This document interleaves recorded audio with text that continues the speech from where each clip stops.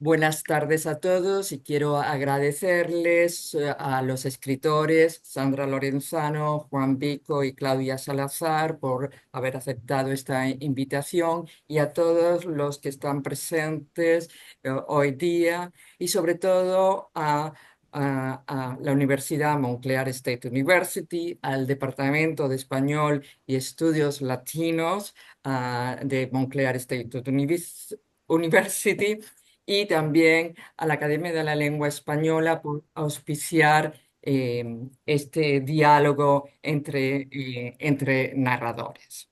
Voy a empezar leyendo unas notas vías de los escritores para que conozcan un poco su trabajo. Eh, Primero voy a leer la nota vía de Sandra Lorenzano, que nació en Argentina y vive en México desde 1976. Es narradora, poeta y ensayista. Colabora regularmente en diversos medios de comunicación de México, España y América Latina, tanto en prensa escrita como en radio y televisión. En 2024 debutó como actriz en la película Sujo de Astrid Rondero y Fernanda Valadez, que recibió, entre otros, el Gran Premio del Jurado del Festival de Cine de Sundance y fue seleccionado por México para los premios Oscar. Sus textos literarios y ensayísticos están incluidos en decenas de publicaciones del país y extranjero. Entre sus libros se encuentran los poemarios Vestigios, Herencias y Abismos, quise decir, Premio Nacional de Poesía Clemencia 2023, así como las novelas Saudades, Fuga en Mi menor, La estirpe del silencio y El día que no fue. Su publicación más reciente es Herida Fecunda, 15 Premio Málaga de Ensayos, Páginas de Espuma 2024. Actualmente se desempeña como directora de la nueva sede de la UNAM en Cuba. Me vas a tener que hablar un poco sobre la experiencia como actriz, porque esa no te la conocía. O Claudia Salazar Jiménez, escritora y profesora universitaria y gestora cultural peruana. Estudió literatura en la Universidad Nacional Mayor de San Marcos y es doctora en literatura latinoamericana por la Universidad de Nueva York. Profesora de literatura y escritura creativa en la Universidad Politécnica del Estado de California. Ha editado antologías como Voces para Lilith, Escribir en Nueva York y Pachacuti feminista.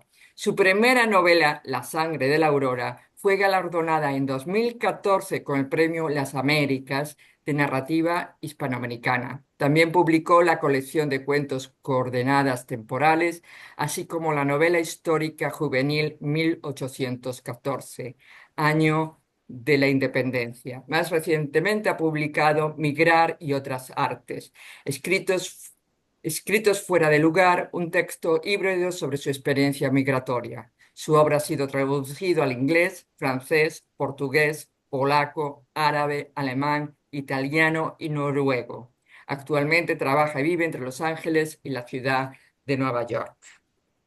Y por último, Juan Vico, Baladona, Cataluña, España, 1975, ha publicado las novelas Obo, El teatro de la luz, Los bosques inventados y El animal más triste. Es también autor de varios poemarios, del libro de relatos El claustro rojo y del ensayo sobre cine La fábrica de espectros.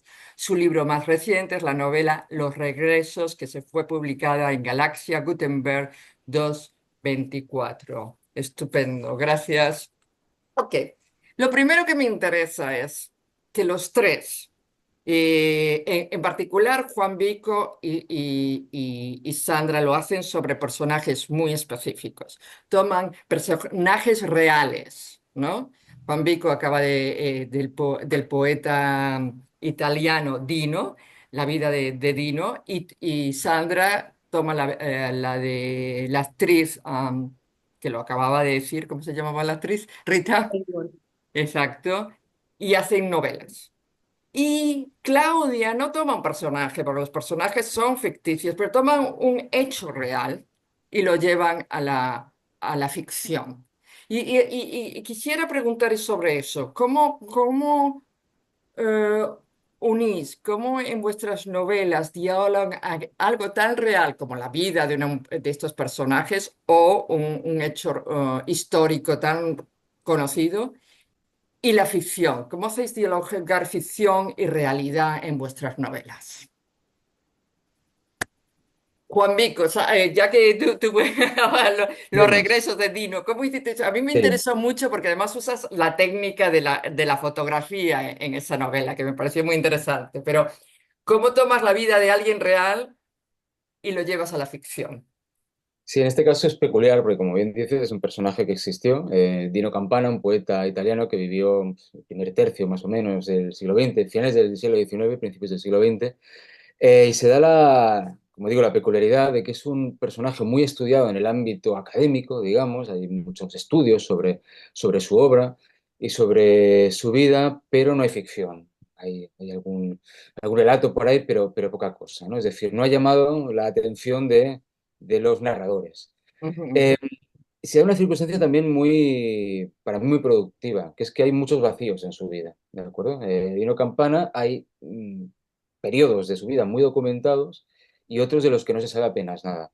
Entonces, claro, para un estudioso eso es un hándicap, para un novelista puede ser un acicate.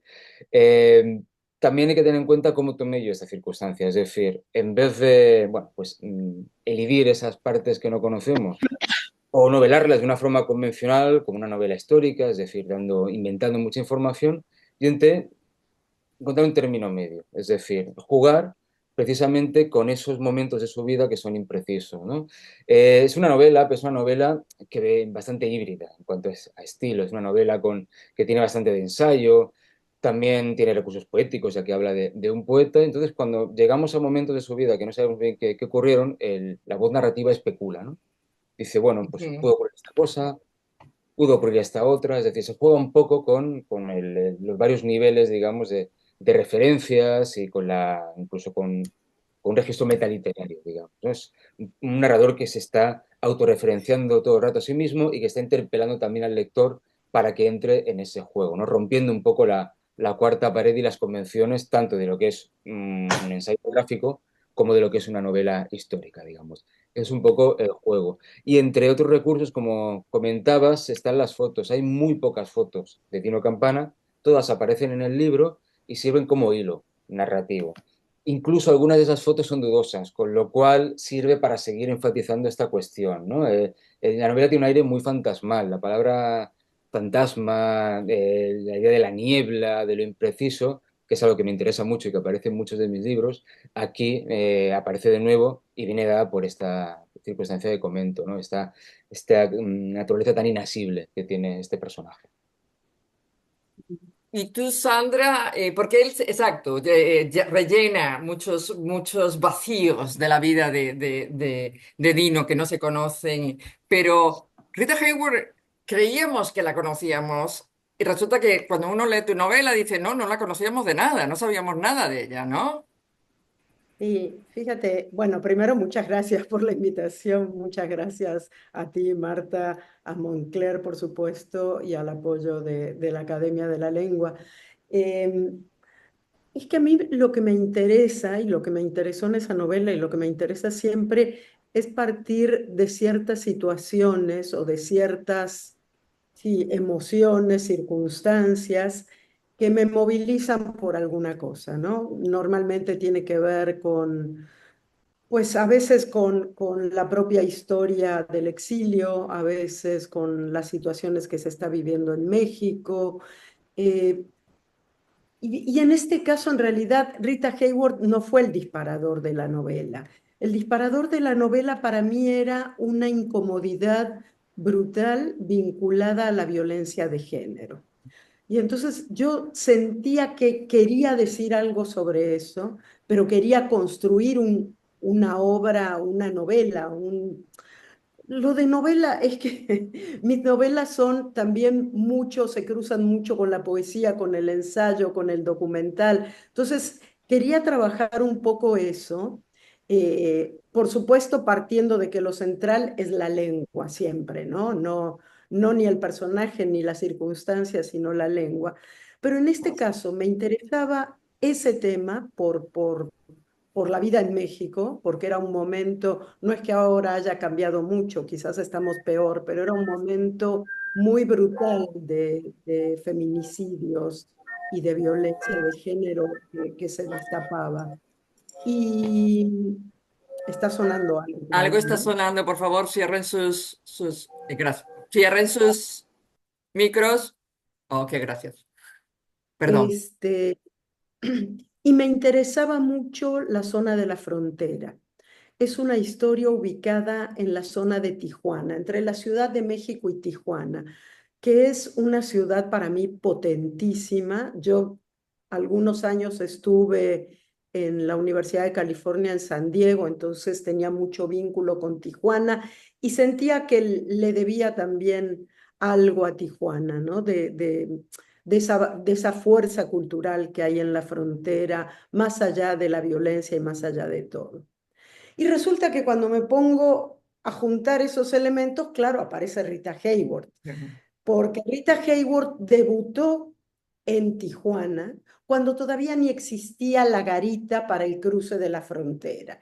Era apenas un paso casi de tierra, te diría, y debutó a los 13 años, de hecho cumplió 13 años en Tijuana, bailando con su padre, que era un perverso, un violentador, un acosador, un tipo que abusó de su hija, tanto en términos sexuales en lo personal, como ofreciéndola al mejor postor.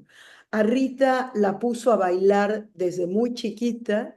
Eso es un poco todo lo que yo fui investigando, todas estas historias.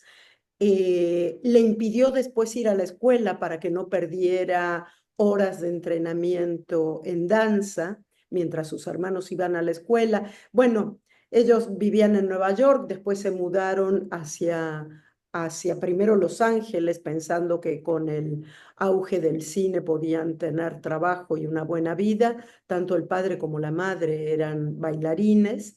Llega el cine sonoro y se termina esa bonanza para alguien nacida en España, como era el padre.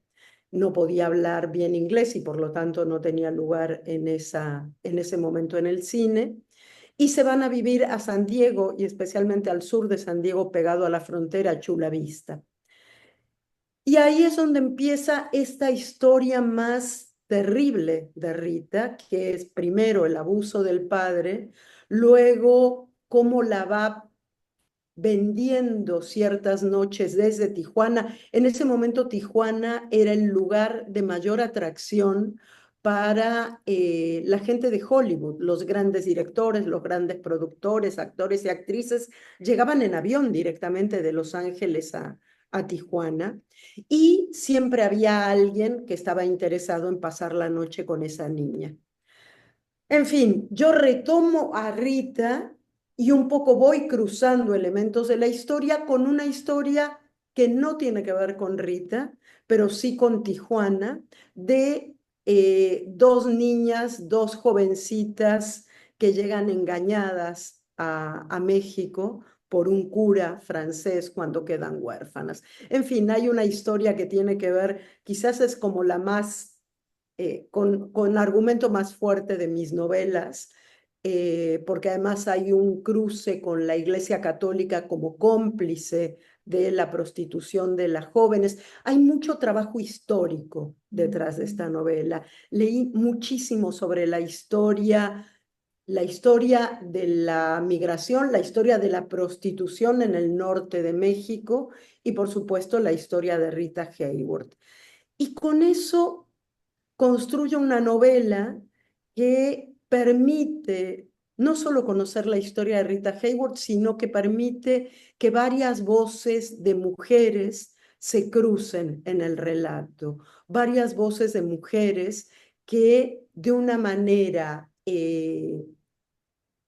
tangencial, oblicua, diríamos, como siguiendo el concepto de la crítica feminista de mirada oblicua, de una manera oblicua hablan de la violencia. Y en el medio se cruza una historia policial. Y creo Ujú. que esa historia policial es la que va dando unidad a todo lo demás.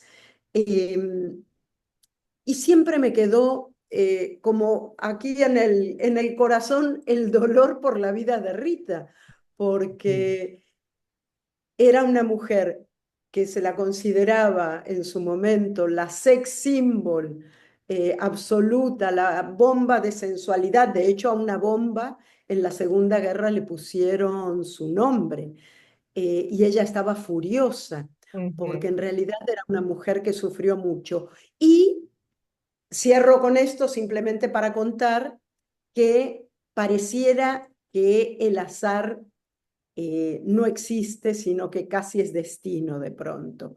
Yo acababa de, la novela anterior cierra con un personaje que camina por una playa del sur, una playa de la Patagonia Argentina. Y me encuentro contada la siguiente historia, la relato brevemente y cierro. La historia es que Rita Hayworth empieza a perder la memoria muy joven, a los 50 y pocos años, en un momento en que el Alzheimer no estaba prácticamente diagnosticado ni estudiado y creen que es por su alcoholismo, etcétera, etcétera.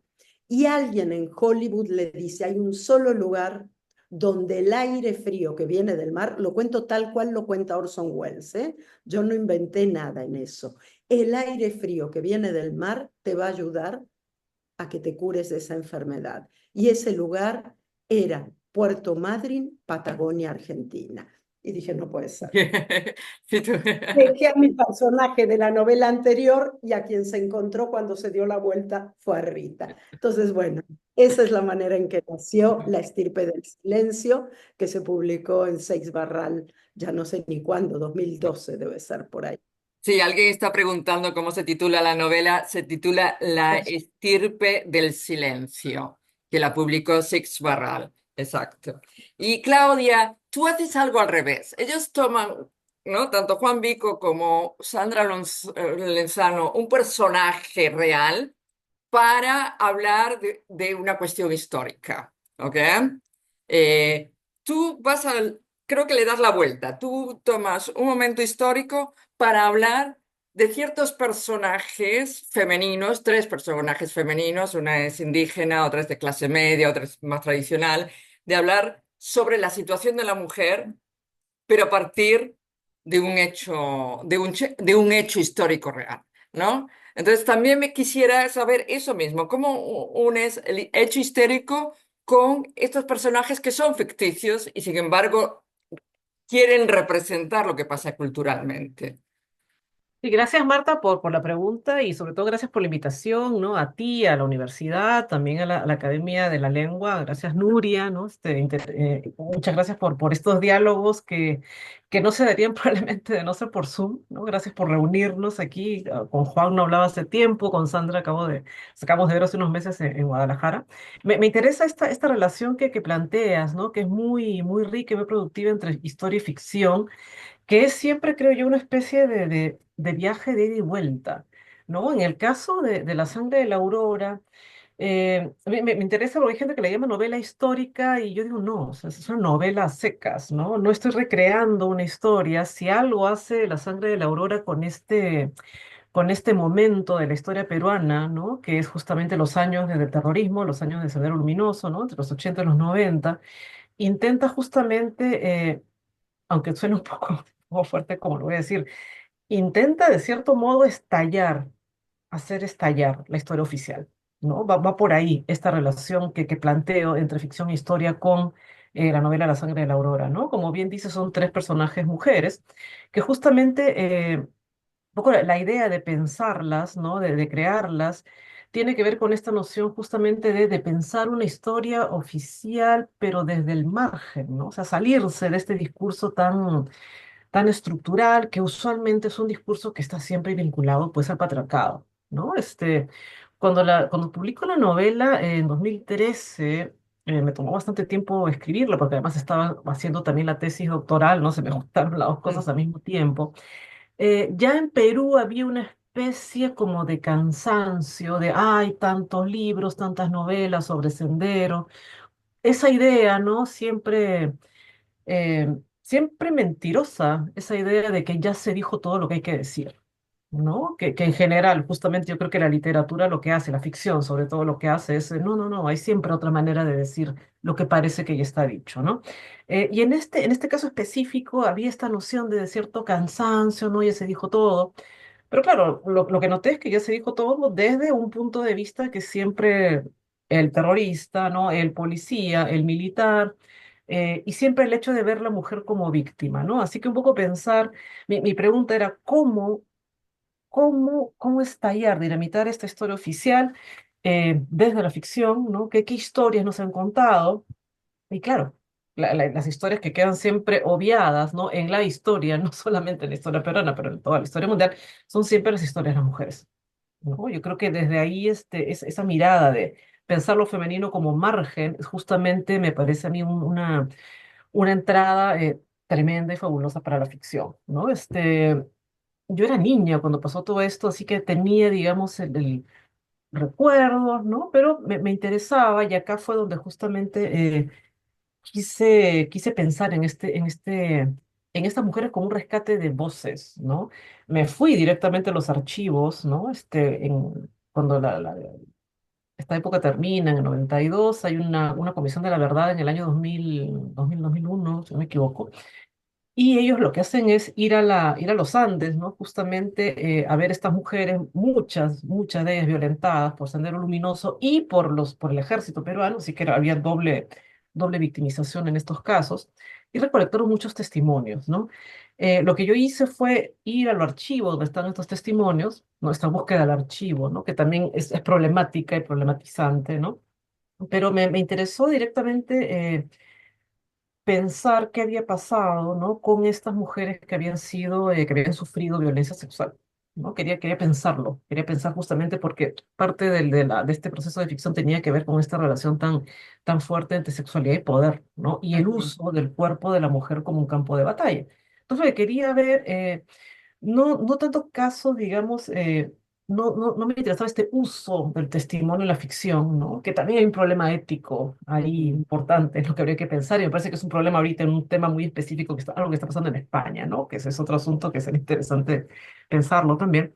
Pero estaba esta ética que pensaba, ¿no? ¿Cómo hablar de estas víctimas justamente?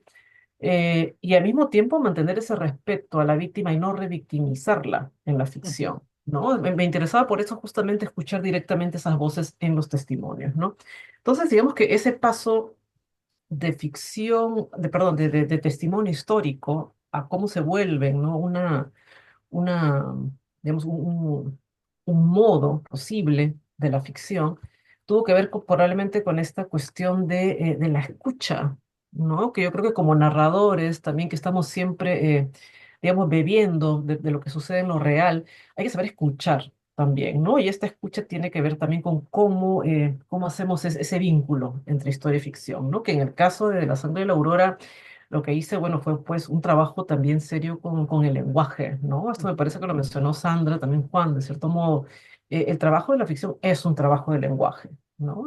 Y está todo lo que el lenguaje implica, porque el lenguaje tampoco es una cosa totalmente limpia, clínica, ¿no? El lenguaje tiene toda una carga de poder, ¿no? Una carga de articulación de la realidad, ¿no? Y justamente el trabajo de la ficción tiene que ver con eso. Así que un poco mi noción fue cómo también, al mismo tiempo que se intentaba destruir estas narrativas oficiales, había también que destruir ese lenguaje que las estaba creando y perpetuando, ¿no? El lenguaje también crea poder, el lenguaje crea violencia, ¿no? Y justamente esta manera, digamos, el hecho de tener una sintaxis, ¿no? Una sintaxis tan organizada, lineal y oficial, no era para mí la manera de contar estas historias de violencia, ¿no? Habría que también hacer estallar ese lenguaje, ¿no? Por eso Ujú. hay un compromiso estético, ¿no? También a la hora de hacer esta vinculación entre violencia, historia y ficción. Así que es una novela estallada, digámoslo así, ¿no? Una novela que está justamente estallando el lenguaje mismo, estallando estas historias, porque justamente busca, y aquí creo que fue como una intención, sí, directa, ¿no? Creo que a veces hay que decirlo también como intención autorial, que a veces obviamente nos distanciamos de lo que creamos, y la novela hace su recorrido, pero sí tuve, digamos, directamente la intención de que el lector en cierto punto se quedara en esa historia, ¿no? Me interesaba que la ficción como como que atrajera al lector, ¿no? Porque si estás leyendo hechos de violencia, hechos de dolor, que destrozaron la vida de miles de personas, o sea, ¿cómo es posible que simplemente pases la página? ¿No? Yo creo que justamente había que pensar en un lenguaje que hiciera que el lector se quedara también, ¿no? No uso la palabra empatizar, que también es un poco problemática en un punto, pero sí que el lector de cierto modo compartiera eso que estaba sucediendo, ¿no? Que no fuera un simple pasar la página y ya, ¿no? Que pasara la página y que hiciese esto y le hiciera regresar, ¿no? Ese fue un poco mi modo, digamos, hacer una especie de intervención estallida entre historia y ficción. Y sí, ¿no? Los tres, por eso me interesaba tanto, porque los tres desde diferentes lugares tocáis lo que se podría llamar realidad, y eso también cuestiona la realidad, ¿no? Si desde la ficción se toman personajes reales, entre comillas, y hechos reales, ¿en dónde queda la realidad y en dónde queda la ficción? Es muy problemático en las tres novelas, ¿no? Y eso me interesó mucho en las tres novelas, ¿no? Que nunca se sabe, ok, ¿esto es ficción o esto realmente pasó? Y eso tanto en la novela de Juan Vico, cuando estoy leyendo la verdad que quise ir a Google y ver, bueno, ¿realmente pasó eso o eso o fue parte de la ficción? Después me hace preguntar hasta qué punto. Y claro, hay muchos vacíos en la vida de Dino que tú rellenas, pero otras cosas sí son muy reales. Así que la pregunta que les voy a hacer a los tres es... Fue muy difícil hacer investigación, porque quiero decirle a mis estudiantes, y siempre se lo enfatizo, que las novelas implican mucha investigación. Muchos estudiantes creen que uno se sienta delante de la computadora y empieza a escribir, y ya está, todo le sale así. Y no, muchas veces implica una gran cantidad de investigación para poder hacer ficción, porque sí nos alimentamos de lo que pasa en lo que se llama la realidad. Entonces, Juan, quisiera saber cómo tú investigaste cuando hay tantos vacíos, ¿no? La vida de Dino. Hay muchos vacíos biográficos, como decía, pero también hay mucha información sobre Dino Campana. Hay un montón de estudios, sobre todo en el ámbito italiano, evidentemente, pero bueno, no solo en Italia. Es un autor muy importante para la modernidad poética en Europa, es decir, en el cambio, ¿no? de las líneas poéticas del siglo XIX al siglo XX. Además, es un autor muy peculiar porque es muy antiguo y muy moderno al mismo tiempo, ¿no? Creo que digo en el libro en el momento, arcaico como un recio y moderno como un traveling, o algo por el estilo, ¿no? Es decir, es un tipo de poesía muy anclada en lo mítico, ¿no? En lo arcaico, pero al mismo tiempo muy moderna en cuanto a recursos. Muchas veces escribe en prosa directamente, ¿no? Entonces, hay muchos datos que vienen de la propia obra de Dino Campana. Esto ha sido durante mucho tiempo una cuestión muy problemática, porque como la poesía de Dino Campana bebe de fuentes autobiográficas, pero al mismo tiempo es muy poco realista, es decir, es muy onírica, mezcla lugares, mezcla sueño con realidad, etcétera, etcétera, cuando se ha intentado sacar de ahí datos biográficos, evidentemente, pues los estudiosos se han topado con un problema muy grave que para un novelista, en cambio, o para un escritor, un literato, pues puede ser muy productivo, ¿no? Yo he intentado sacar partido, como decía antes, de ahí. Además, los pocos testigos que hay también son poco fiables, ¿no? Nino Campana tuvo una vida muy problemática. Tuvo problemas con la familia, en el ámbito educativo, allá por donde pasaba lo detenían o acababa, pues eso, peleándose con alguien, es decir, tuvo una vida absolutamente tumultuosa, ¿no? Evidentemente, toda la cuestión de los problemas psiquiátricos que tuvo, que no se sabe muy bien en qué consistían, porque la medicina de la época evidentemente era muy precaria, pero que bueno, podemos intuir un poco por dónde iba la cosa. Pero la cuestión es esa, que los testimonios son muy escasos. El único libro que se escribió, más o menos biográfico, con él en vida, lo escribió un psiquiatra, tal doctor Pariani, que fue a visitarlo al manicomio donde pasó sus últimos años de vida, y muchas de las respuestas estaban, pues bueno, pues eso, dadas en pleno brote, ¿no? Con lo cual eran absolutamente también fantásticas y aún más oníricas casi que la información que aparecía en sus poemas.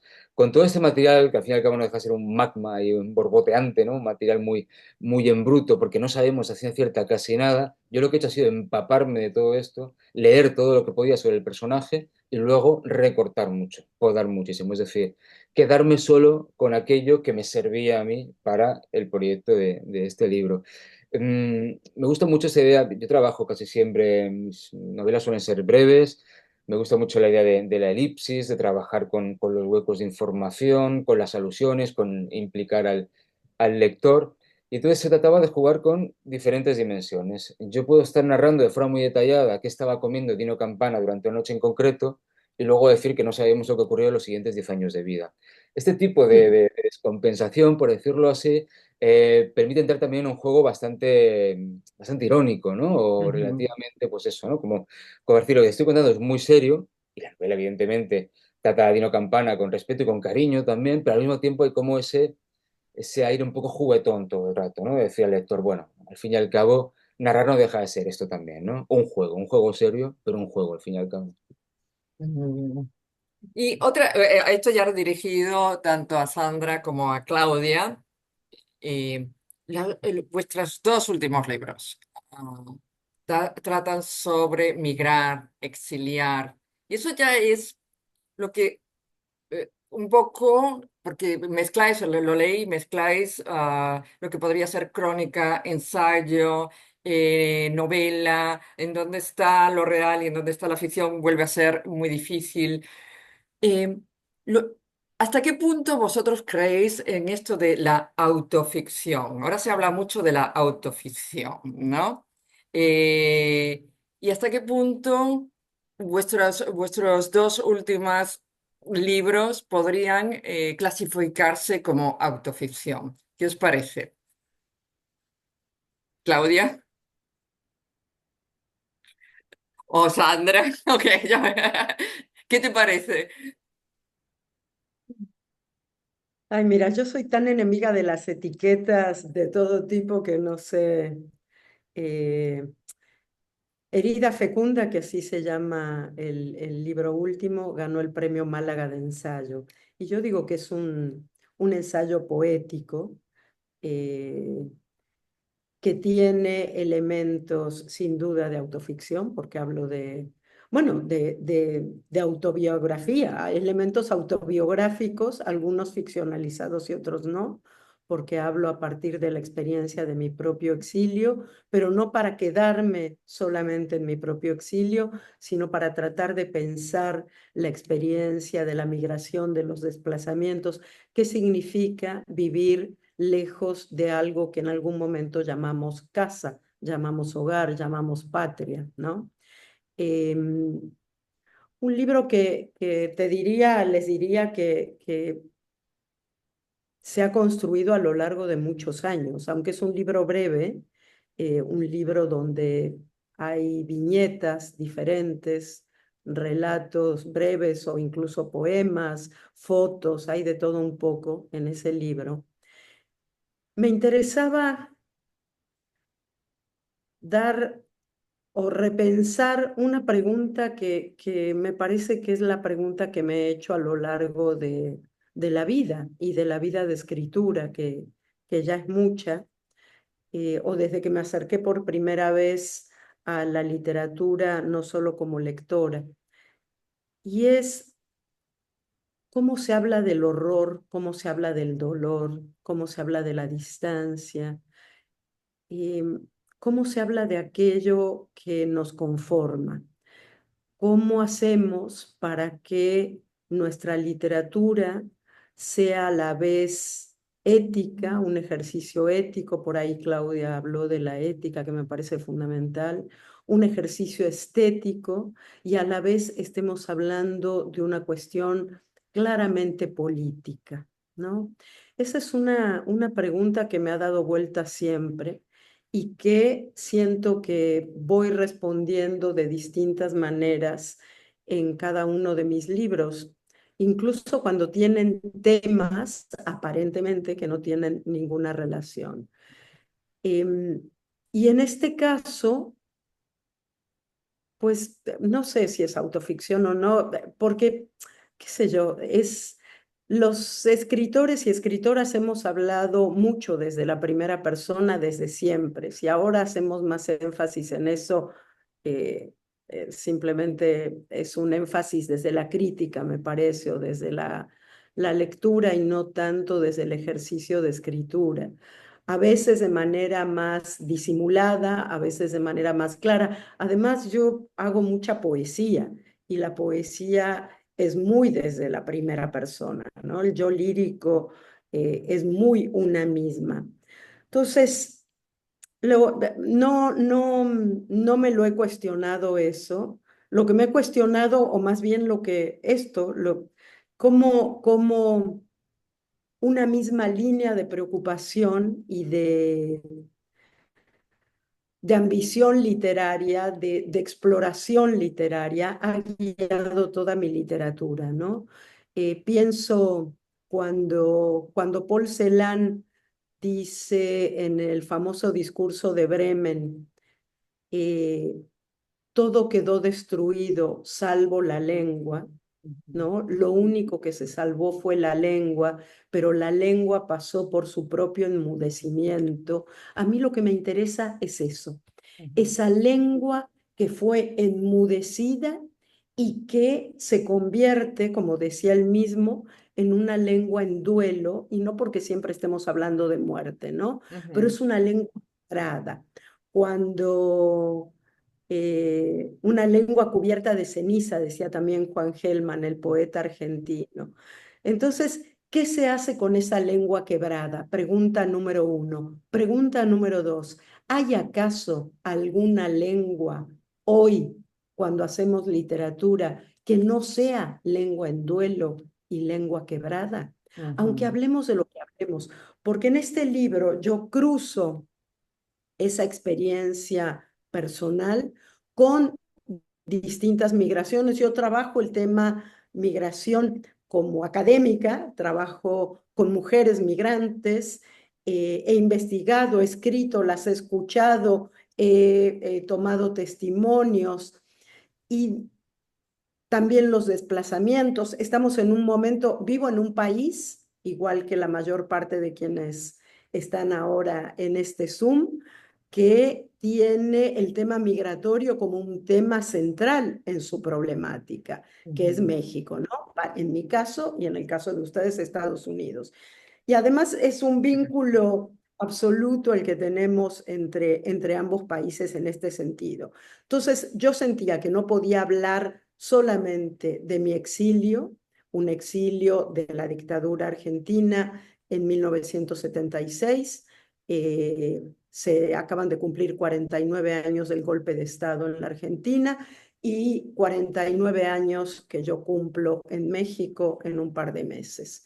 ujú. Eh, no podía hablar solo de mi exilio, sino pensar esta experiencia del exilio también vinculada a las migraciones, especialmente a las mujeres migrantes. Ese es un fenómeno muy interesante porque en los últimos años cada vez más son las mujeres las que migran. El porcentaje ya es mayor de mujeres que de hombres, de mujeres solas, es decir, no de mujeres como acompañantes, Ujú, de mujeres como de familia, los desplazamientos y todo eso atravesado por lo literario, ¿no? Atravesado por una palabra, eso, una palabra quebrada, y al mismo tiempo con la certeza de que hay cosas que nos salvan del horror en esa misma palabra. Y aquí recupero mucho a Cristina Peri Rossi, que es una autora que me gusta mucho, y ya que Juan está en Barcelona, pues nada, tiene mucho que ver con la vida de ella en Barcelona, con su vida de exiliada. Y ella dice una frase que es maravillosa y que te saca de esa cosa de dolor y es genial, que es de todas las catástrofes, incluida la del exilio, nos salva la libido, dice ella. Entonces yo digo, y con esto cierro la idea para escuchar a Claudia también, eh, digo que tengo dos talismanes en la vida que me salvan de hundirme en esa lengua quebrada. Una es la poesía, Eso está siempre presente en mi vida como lectora de poesía y escribiendo poesía. Y la segunda es la relación con la persona amada, el erotismo, la libido, como la llama Cristina. Eso, esa sensación de que hay una piel, un cuerpo, que es un tema que me importa mucho, el cuerpo, todo esto de lo que estoy hablando, es atravesado, atraviesa el cuerpo y atraviesa los cuerpos, es atravesado por los cuerpos. Hay alguien que hace así, tú apoyas la cabeza y te dice, no te preocupes, todo va a estar bien, y hay un redescubrimiento de una misma y de la otra persona gracias a la piel, a la sexualidad y al erotismo. Y todo eso se junta en herida fecunda, porque finalmente se trata de hacer de la herida del exilio algo fecundo, como decía Clarice Lispector, de quien tomo la idea. No sé si contesté, pero Gracias. un poco le di la vuelta. Claudia, y tú, Inmigrar y otras artes, que por cierto, había partes que yo me identificaba totalmente. Cuando entras al supermercado y estás como perdida por las cosas que ves, ¿no? Yo cuando primero llegué aquí, la primera vez entré en un supermercado y vi cosas y, ¿qué es eso? ¿No? Cosas, la experiencia cotidiana, ¿no? De emigrar, que Sí, te gracias, choque gracias por la tanto. Eso pregunta. es lo que Yo me tenía, gustaba de tu sí, sí, libro. pensaba un poco en lo que, bueno, la pregunta inicial que habías hecho no es autoficción, así de plano, ¿no? No es autoficción, ok. No es autoficción, pero no es un libro de ficción solamente, ¿no? Lo que intenté hacer con el libro sí es algo que no he hecho antes, ¿no? A mí me interesa mucho explorar, no repetirme, ¿no? Por mí el trabajo literario tiene que ver de la narrativa, ¿no? Explorar modos de la narrativa, ¿no? La sangre de la aurora fue una novela, ¿no? La ficción está ahí. Luego tengo un libro de cuentos, ¿no? Que es Coordenadas temporales. Y Ujú, sí tengo una que la llamo la novelita juvenil histórica, ¿no? Que ujú, novela histórica ahí. Y con este libro quería hacer algo distinto, ¿no? Que era justamente entrar a este terreno de la escritura del yo, ¿no? Que ujú. tenía que ver con una cuestión, con varias cuestiones, pero en el fondo, ¿no? Siempre este empuje un poco político de pensar, ¿no? ¿Qué significa escribir un libro desde una experiencia personal de migración en los Estados Unidos? ¿No? Como una mujer latina, es una mujer queer, además ponerse, digamos, en un libro, en un espacio donde, al menos lo publiqué el año pasado, el libro, no estaba Biden todavía como presidente, pero ya se intuía la posibilidad Ujú, de que Trump volviera, ¿no? Así que yo creo que fue una movida, aunque aparentemente es un libro muy de la cotidianidad, ¿no? Muy del día a día, una experiencia muy íntima en un punto, ¿no? Pero yo creo que poner ese discurso tan personal como mujer latina, queer, migrante, es un gesto político también en un momento donde ahora pues estamos en una suerte de persecución, prácticamente, ¿no? ujú, Que yo creo que nadie se imaginó este momento de persecución, ¿no? Gente que ujú, tiene la green card, pues, los están expatriando, ¿no? Los están expulsando. Es realmente devastador lo que está sucediendo, ¿no? Yo diría difícil despertarse sin el temor a que un día los que no nacimos directamente aquí nos pase algo, ¿no? O sea, podría ser, o sea, si lo está haciendo, es una posibilidad, ¿no? Entonces, en ese contexto, pensarlo como una escritura que si bien dices, ¿no? Justamente tiene que ver con estos hechos muy cotidianos, ¿no? Me interesaba ujú, justamente pensar ¿no? Literal, es una escritura del yo, así que lo voy a decir sin ningún problema, escribirme eh, desde desde esta situación del no saber en dónde está uno, ¿no? Que yo creo que justamente es como un efecto del movimiento migrante, ¿no? Sales a un lugar donde el que no eres, ¿no? Y justamente parte de la vida se te va intentando ser parte de en un punto. Quizás muchos de tus estudiantes también no lo puedan entender, ¿no? ¿Qué es este lugar al que estamos llegando, ¿no? ¿Cómo entrar ahí? Y una de las cosas esenciales es el lenguaje, ¿no? El idioma, mejor dicho, segundo el language, el idioma mismo, ¿no? ¿Cómo hacemos, ¿no? Como hablantes de español en un lugar donde mayoritariamente se habla inglés y ahora hace par de semanas ha sido, ¿no? Que acaba de salir una orden de este señor diciendo que el inglés, o sea, declarando el inglés como idioma oficial, ¿no? Algo que nunca había sucedido en los 200 años de historia de esta república, ¿no?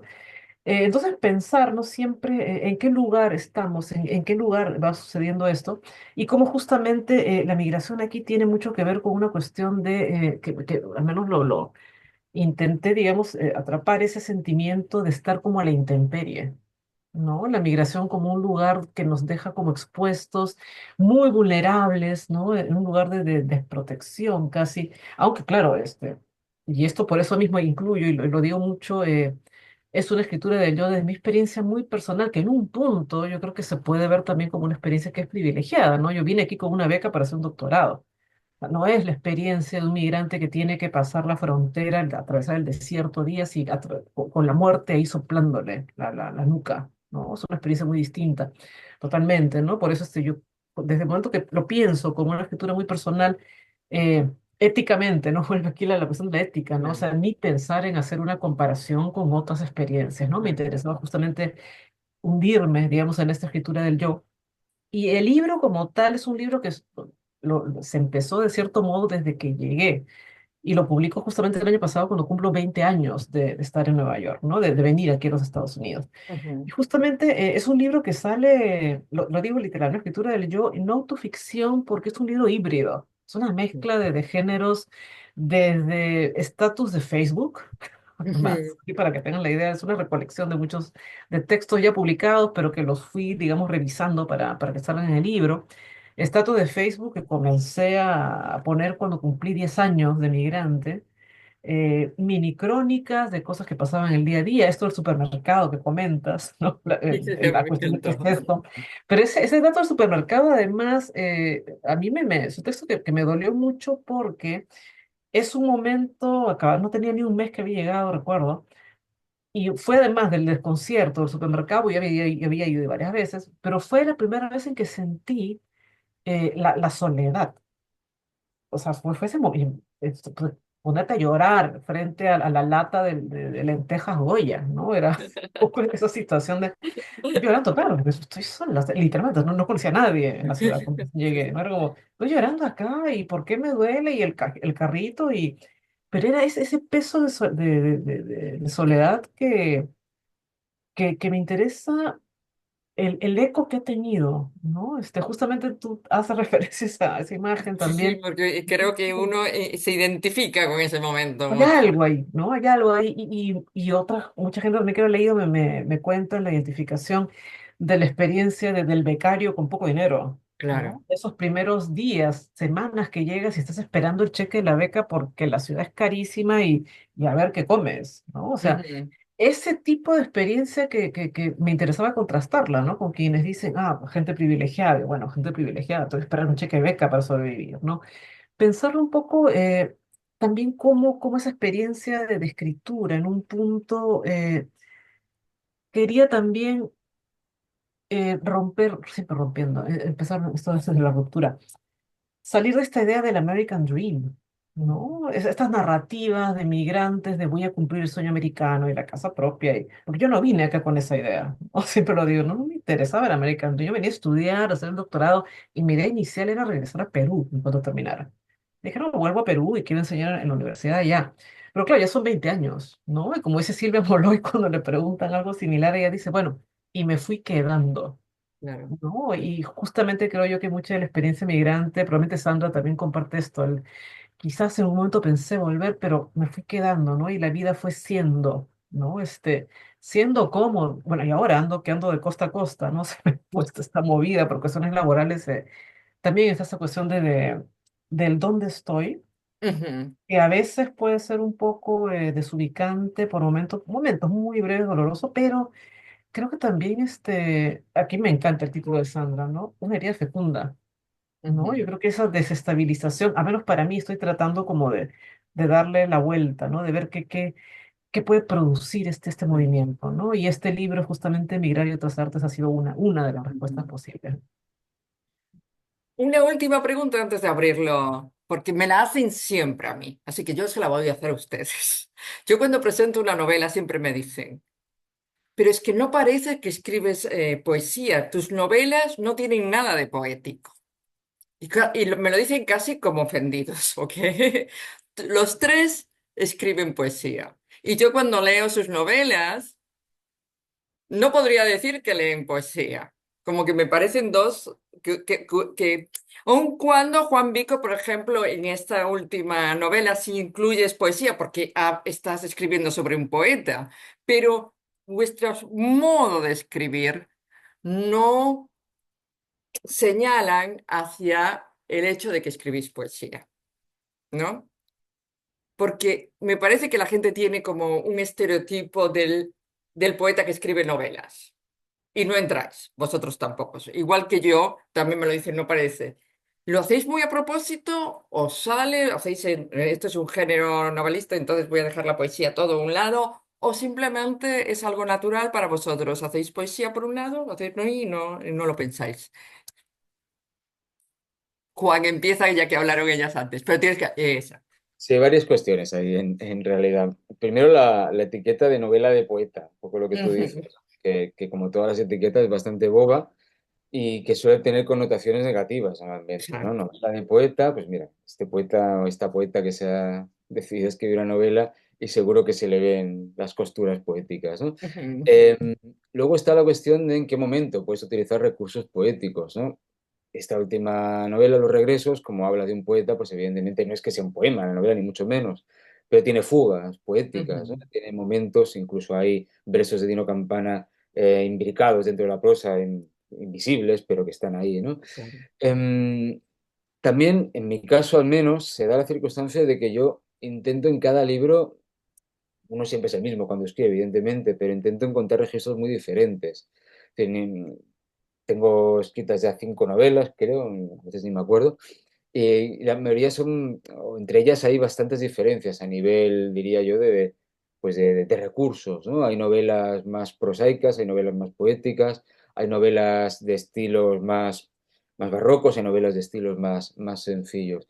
Así que no sé, yo creo que yo me dedico a dar clases también de escritura y yo recomiendo mucho, de narrativa, básicamente, yo recomiendo mucho a los alumnos que lean poesía para encontrar recursos sin que tengan necesariamente luego que copiarlos en sus novelas, en sus respectivas narraciones. No se trata de eso. Se trata de educar la lengua, el oído. Se trata de encontrar formas no tan literales de decir las cosas.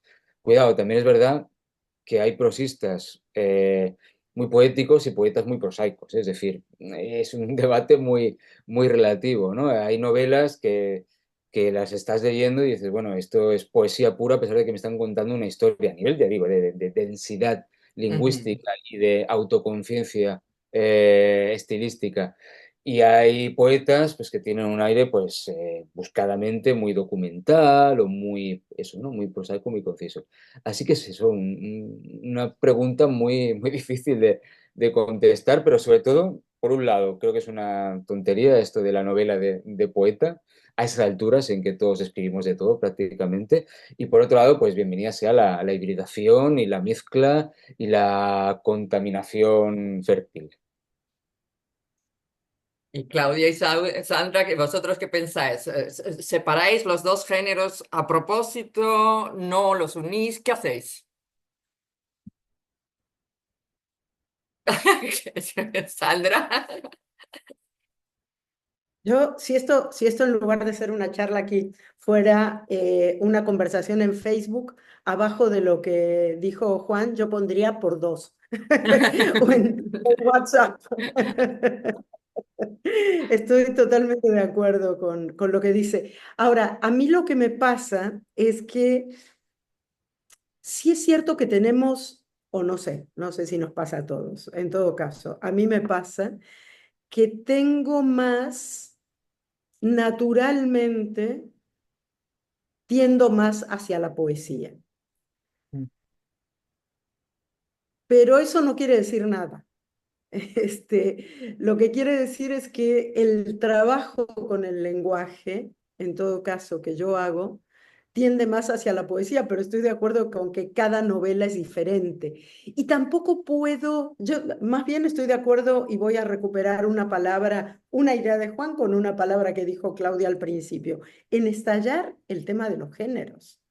Porque en realidad el tema de los géneros básicamente para mí, para lo que sirve es para que los libreros o los editores lo puedan poner en Ujú, determinados estados, ¿no? Me parece que, y también para ciertas categorías que establecemos los propios escritores, ¿no?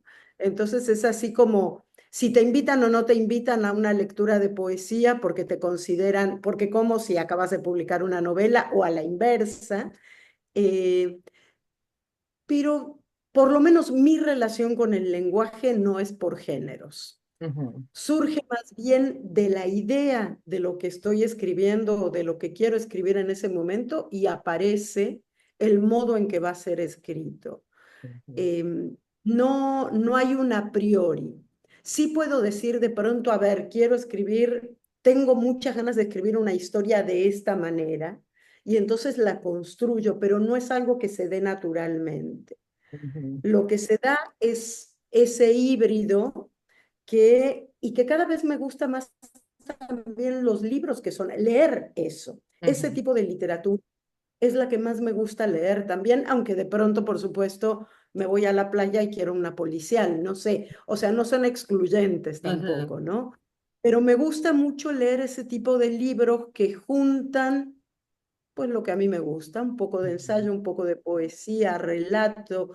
eh, Me parece, me seduce, es ese lenguaje ujú, que no se parece en nada o se parece muy poco a la lengua cotidiana, me seduce en la literatura. Y eso es más poético que narrativo, digámoslo de cierta manera, ujú.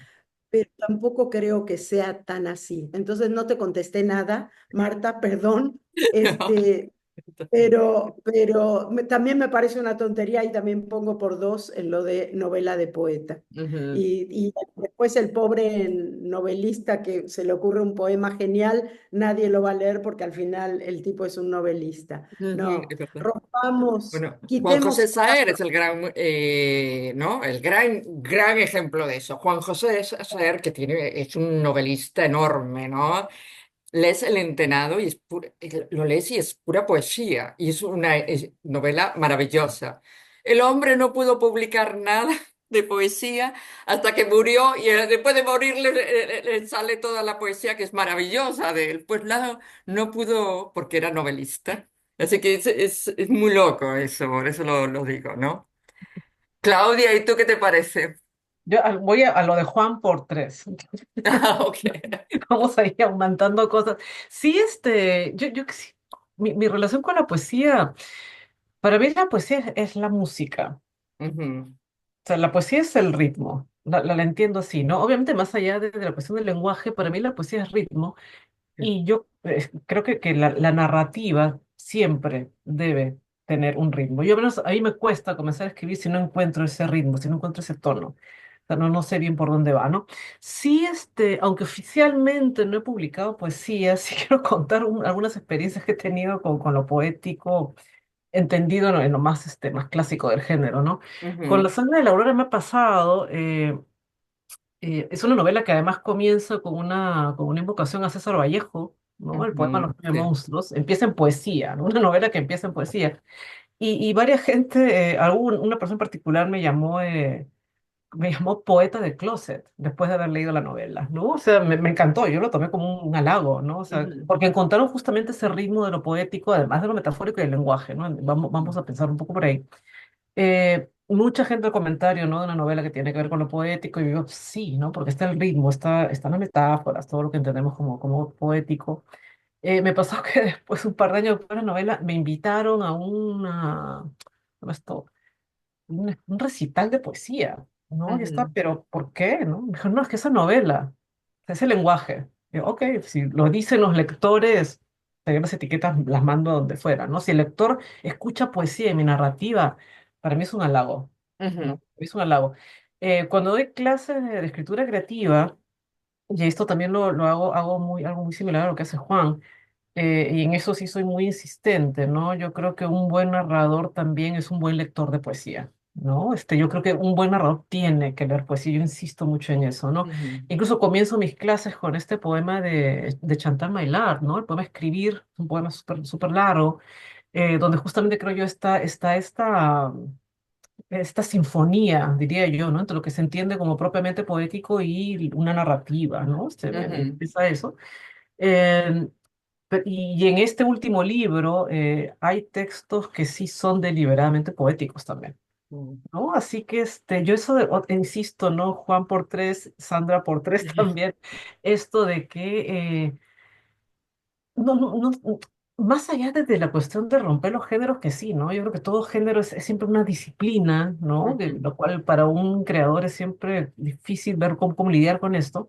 Yo sí creo que la poesía es el sustrato de todo género literario, ¿no? ujú, Pero desde el entendimiento de lo poético, como esa música y tono de fondo, ¿no? Va ujú. por ahí, creo, Bueno, ahora abrimos a preguntas del público. ¿Hay alguien que puede levantar la mano?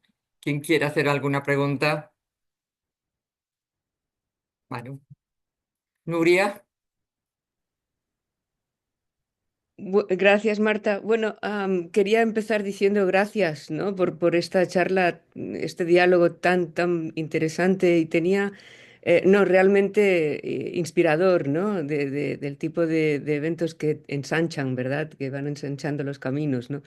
Y tenía varias preguntas, pero ya las han contestado.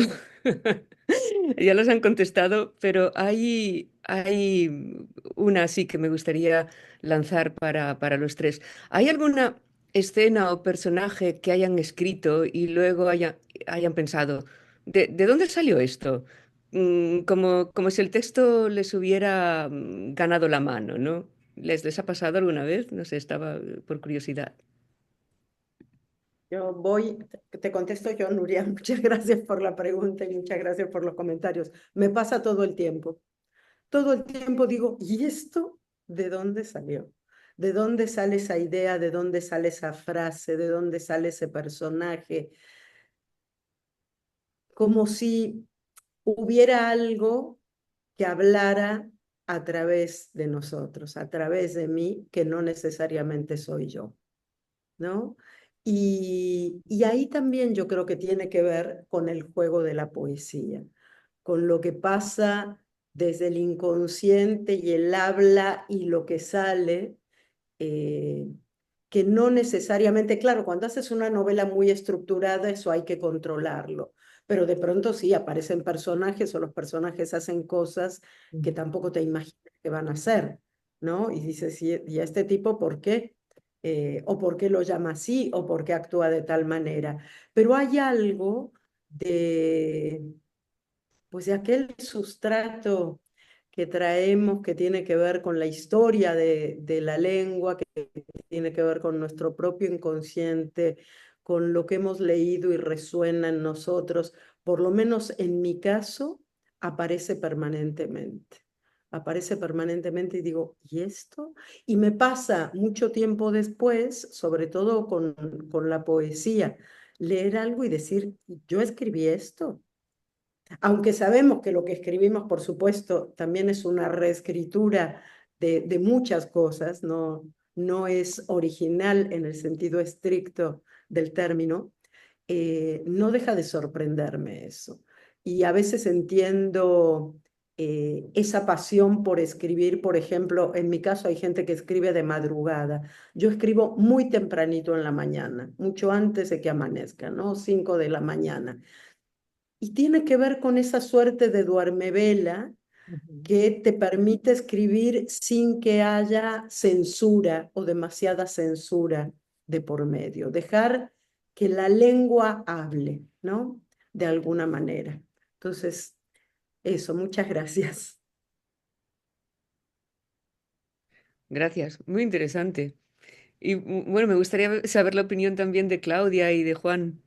Sí, no sé, Juan, ¿quieres tú antes? Sigo. Ok, está bien. Para romper el orden, no estamos en eso. Sí, me ha pasado varias veces y a pesar de que yo tengo como ese lado muy racional, muy estructurado a la hora de escribir también, disfruto mucho este momento, esos momentos en que el inconsciente se va, ¿no? Y son esas voces que no sé, a veces yo creo, sí creo, pienso, ¿no? La imagen de una como escritora, como una especie de esa vasija, ¿no? Que está como recibiendo esas cosas otras. Me pasó una que sí recuerdo mucho porque fue muy, como muy contraria a lo que yo quería hacer con un personaje. Es un cuento que se llama Ciberproletaria. Y el personaje es una robota, una robota mujer, es una inteligencia artificial que muy alucinada que quiere controlar la reproducción humana, ¿no? Así que es un tema que, uno de los temas que me interesa, ¿no? Otra vez la cuestión de reproducción, poder, ¿no? Y terminó siendo un personaje que yo odiaba. O sea, muy pocas veces he odiado algo en mi vida. Este personaje lo detesté, pero era tremendo, ¿no? Y era odiarla y decía, sí, sí, qué odiosa que eres, te detesto, pero el cuento como que tenía que seguir y yo quería seguir el cuento.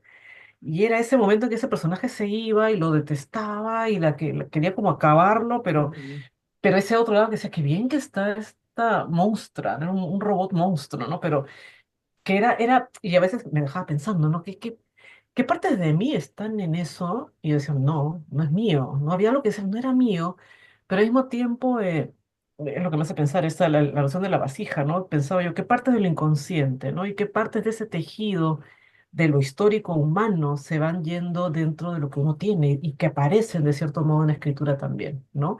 Y también esta experiencia que es fabulosa también que cuenta Sandra, del tener textos en cualquier tipo, digamos, de libro, ¿no? Y dices, lo revisas un tiempo después y, oye, ¿esto de dónde salió, no? O sea, y qué bueno que exista, ¿no? Yo esas partes, honestamente, estoy en un punto que ni las cuestiono. O sea, no, ni las cuestiono porque están ahí, de cierto modo, está enterando otra cosa que no es yo. Y está bueno, a veces es como salirse de ese ego también, Ujú. ¿no? Este es liberador también. Sí, a mí también, a mí me ha ocurrido desde siempre. Creo que tiene que ver con esto que comentamos hace un momento de la poesía también. Es algo muy de la poesía, porque a mí me ha ocurrido constantemente, sobre todo a nivel lingüístico, también de escenas, de dónde sale esta escena o este personaje, de dónde ha aparecido, pero a nivel puramente lingüístico. Y cuando uno escribe, pues una metáfora no la racionaliza antes, evidentemente, brota. No está escribiendo y sale al paso, ¿no? Y creo que es este propio mecanismo de la escritura, el que a veces es un poco más previsible y a veces te trae estas cosas rotundamente más inesperadas que te sorprenden. Y que a pesar de que lleves años y años escribiendo, de repente aparece algo no tan similar a cosas que ya has hecho antes o que tienen que ver como referencias o que tocan algo poco lejano con respecto a lo que estás acostumbrado que te sorprenden. Insisto, cuando ya llevas mucho tiempo escribiendo, que te ocurren estas cosas, dices por suerte, porque si no, escribir sería algo bastante más aburrido de lo que es en realidad, ¿no? Que es esta sorpresa constante al fin y al cabo. Gracias. ¿Alguna pregunta más, Sí, profesora. Aliana? Ok. Mi pregunta sería, ¿qué estrategias o técnicas utilizan cuando llegan a un momento que sus ideas ya no dan para más y cómo hacen para poder retomar a la escritura nuevamente o poder continuar con las ideas que han tenido al inicio?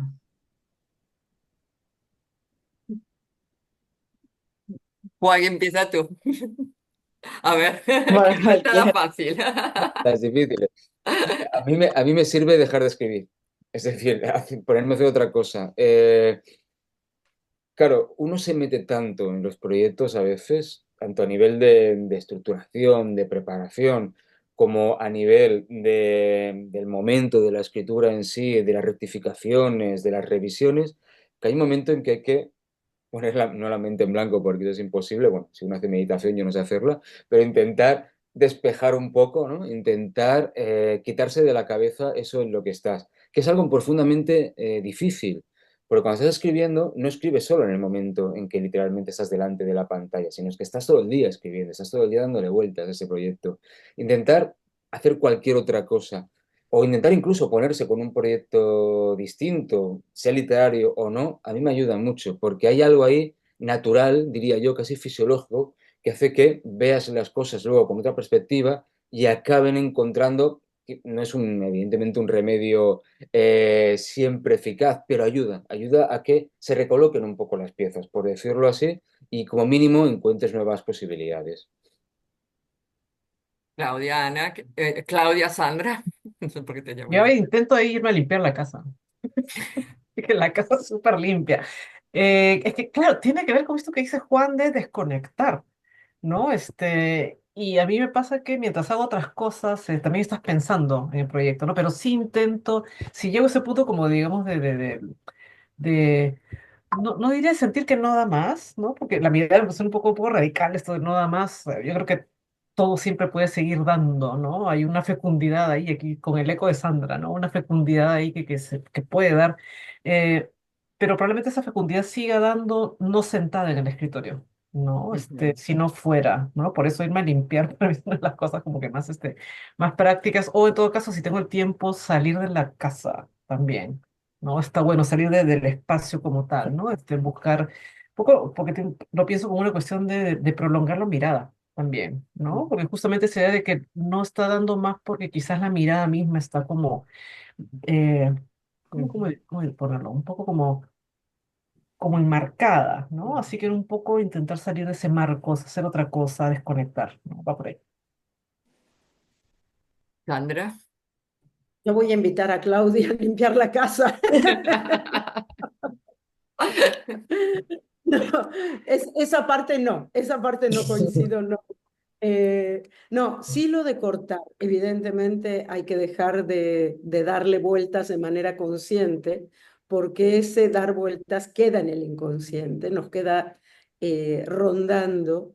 Y a mí lo que me hace mejor, pero me hace mejor en la vida, cuando estoy atorada en algo de escritura y cuando no, también, es salir a caminar. A mí esa es una de las cosas que más feliz me hace y que más me reconecta conmigo misma a partir de la conexión con el afuera, ¿no? Es curioso.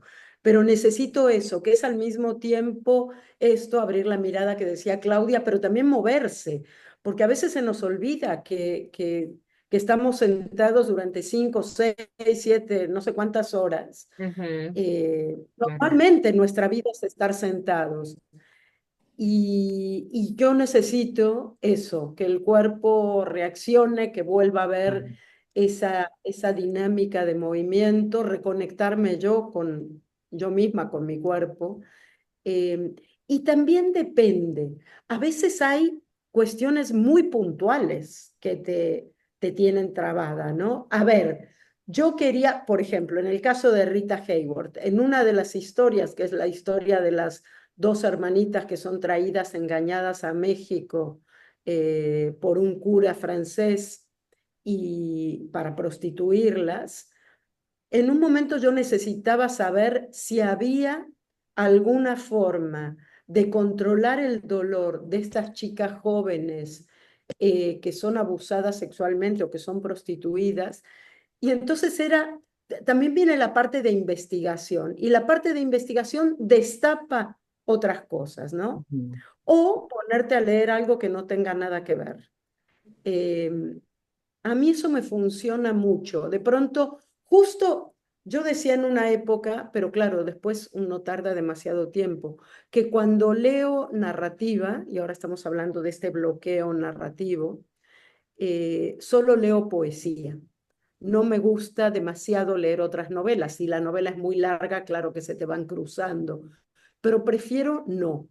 Prefiero que sea el puro lenguaje, que es el puro juego poético, el que me ayude a destrabar la narrativa, salvo que sea esto, algo muy puntual. Sí, había inyecciones, se las daban los médicos, estaban preparados, las chicas tenían, o los padrotes, los médicos de cabecera para que no denunciaran, etcétera. Pero si no, volver a la poesía. Si es de noche, por ejemplo, y no puedo salir a caminar por X razón, en La Habana porque está oscura, o en México porque puede ser peligroso, o etcétera, eh, la poesía o la música, ¿sabes? Es otra de las formas en que a mí me estimula el proceso creativo, aunque quizás no destrabe eso necesariamente, pero sí destraba la escritura, ¿no?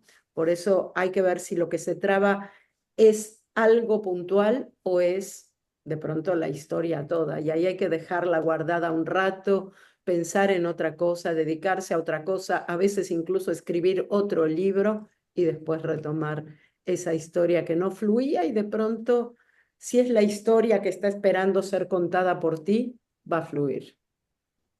Muy bien. María José, creo que tú tenías una pregunta.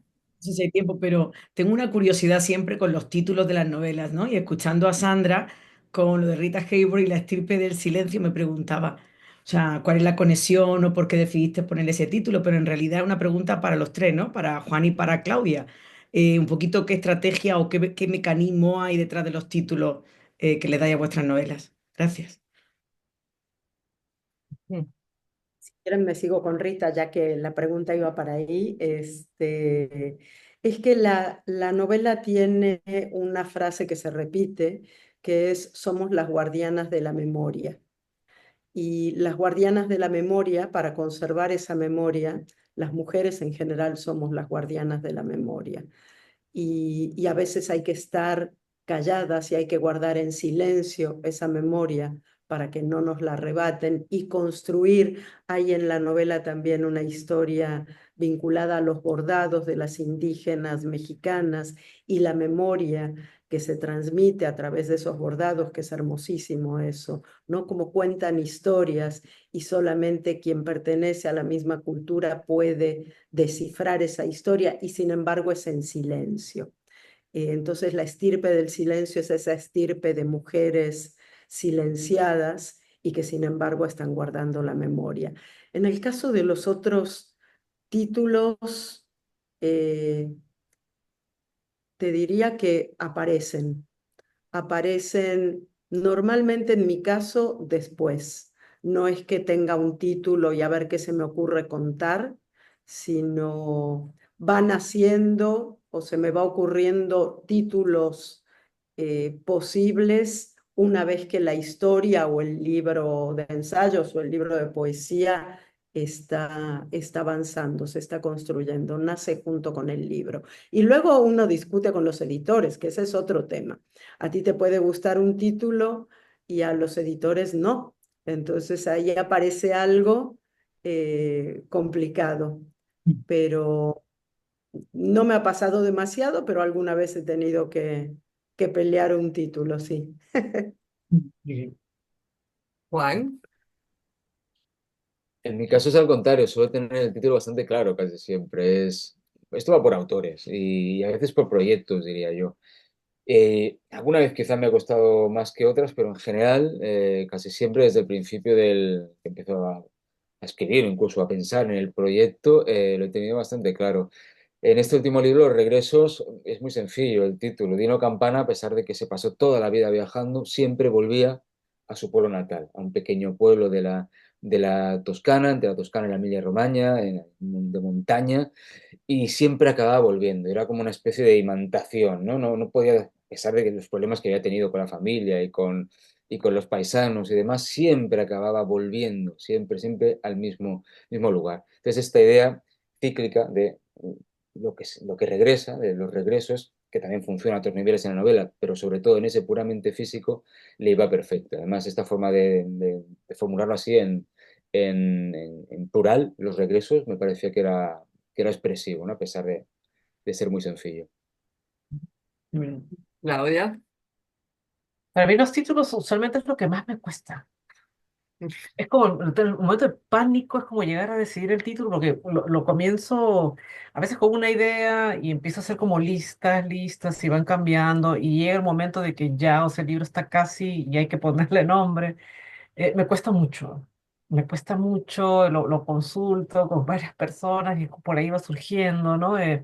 Con La sangre de la aurora creo que intentamos como, no, como 20 nombres antes, había pensado ponerlo en quechua, después dije, no, eh, se fue volviendo cada vez como más, más metafórico en principio, ¿no? Con este, quizás como el último, Migrar y otras artes, quizás fue un poco más sencillo, ¿no? Dentro de todo lo que me ha costado solamente ponerle título a mis libros, pero por suerte, no he tenido este problema de Sandra, de que algún editor te diga que no, o sea, y yo ahí sí lo tendría difícil, ¿no? Porque con todo lo que me cuesta poner un título, que después el editor me diga que no, es cosas que no, o sea, eso sería como doble carga, ¿no? Así que no, para mí poner títulos sí es una parte la parte más complicada quizás de todo el proyecto, ¿no?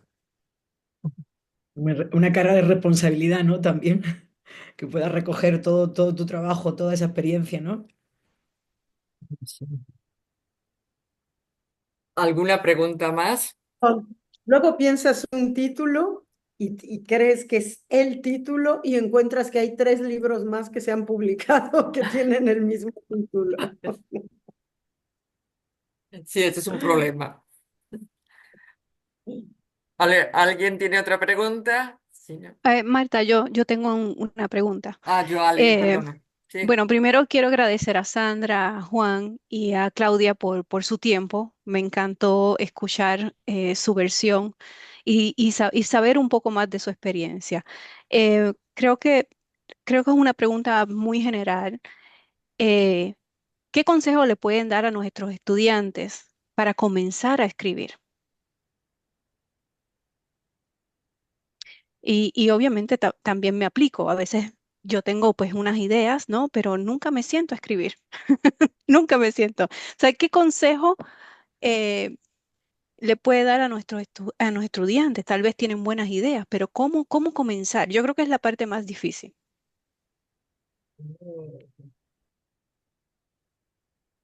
¿Quién se Por atreve mí con puedo esta? comenzar de una, así una... Me pasa mucho con los estudiantes del taller de escritura creativa, ¿no? Esa idea de que a veces es como un prejuicio propio y es como la traba inicial, ¿no? Pensar a veces que lo que puedan contar no importa, ¿no? Y yo creo que algo que hay que sí ser muy claro es que yo creo que toda historia importa, ¿no? Empezar por ahí, digamos, para soltar ese miedo inicial, ¿no? Porque es, ¿por qué cuento esto, no? Importa, porque claro, esta experiencia sí importa, ¿no? Yo empiezo, digamos, desde ahí. Y es también pensar que son estudiantes que a veces no tienen tanta experiencia, obviamente, con la escritura, aconsejarles también a leer, yo creo que es esencial. Leer, y yo insisto con lo de leer poesía, además, ¿no? No necesariamente sea una cuestión de dividir géneros, pero sí yo creo insistir con la idea de que lo que tienen que decir importa, ¿no? Así que a ponerse manos a la obra, sería mi manera puedo empujarlos a comenzar. Juan. Yo, Oh, perdón, Sandra. perdón. No, que va un poco por ahí. Durante muchos años, como 7, 8 años, tuve un programa de radio que era un taller literario en radio. Y la frase se llamaba En busca del cuento perdido. Y la frase era, todos tenemos una historia que contar. Y a mí eso me parece fundamental. Entonces, el primer consejo siempre, además evidentemente de que lean, es que escriban, que no piensen en lo que están escribiendo, que escriban, escriban, escriban, escriban, y en algún momento de ahí va a surgir algo que pueda ser interesante literariamente. Porque si parten de de ese gran hermano, de ese Big Brother, o Big Sister que les va a estar diciendo, eso no está bien, eso para qué lo cuentas, eso ya lo han contado. Yo creo que nos pasa a todas y a todos que entramos a una librería y vemos la mesa de novedades y decimos, ¿y yo para qué escribo? ¿No? Eh, y un poco sacarse ese fantasma de encima. Y es verdad, todos tenemos una historia que contar y ya veremos cómo se cuenta. Y otro consejo es que vuelvan a los libros que les han gustado mucho. ¿Cuál es su modelo de escritura? Porque no está mal eso, para recordar que la escritura se hace de muchas formas, que hay muchas maneras de escribir, que hay muchas estructuras narrativas y vale la pena no quedarse nada más con eso que surge así, ¿no? A veces sí, a veces no. Entonces, volver a esos libros que nos gustan, no sé, durante toda mi adolescencia fue Las olas de Virginia Woolf. Ese era el libro que yo hubiera querido escribir. Después escribí algo que no tuvo nada que ver, pero saber que ese era un libro que me marcaba era importante para mí, ¿no? Después fue el libro del desasosiego de Fernando Pessoa.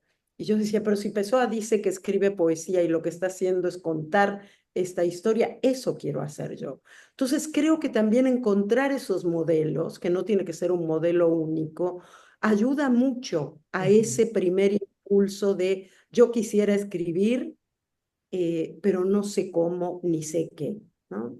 Eso me parece que tiene un poco que ver con la posibilidad.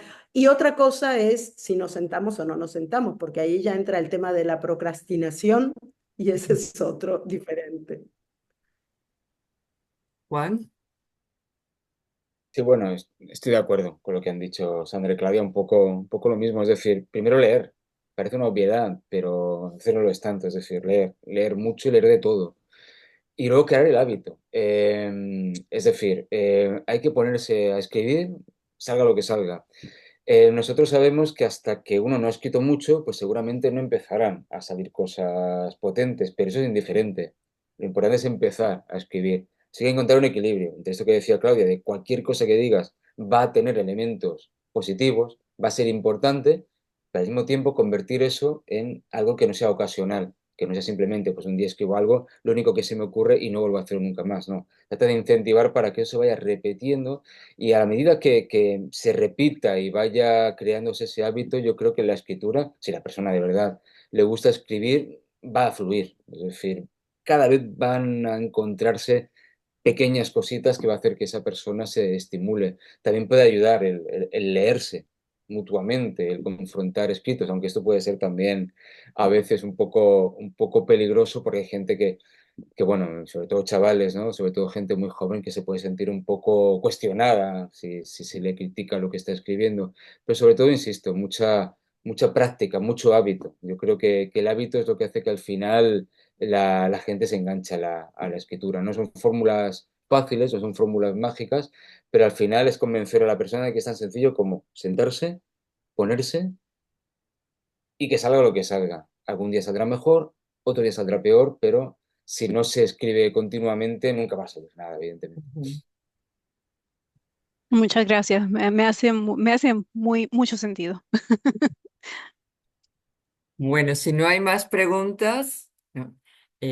Agradecerles a los escritores Juan Vico, Sandra Lorenzano y Claudio Salazar por una charla realmente hermosa y a todos los que han participado y asistido y volver a agradecer a Montclair State University de Spanish and Latino Studies y a la chair María José por apoyar este diálogo y también a Nuria Morgado con la ANLE haber apoyado este diálogo. Se lo agradezco mucho y espero que asistan al siguiente diálogo. Adiós a Adiós. todos. Gracias. Gracias. Gracias.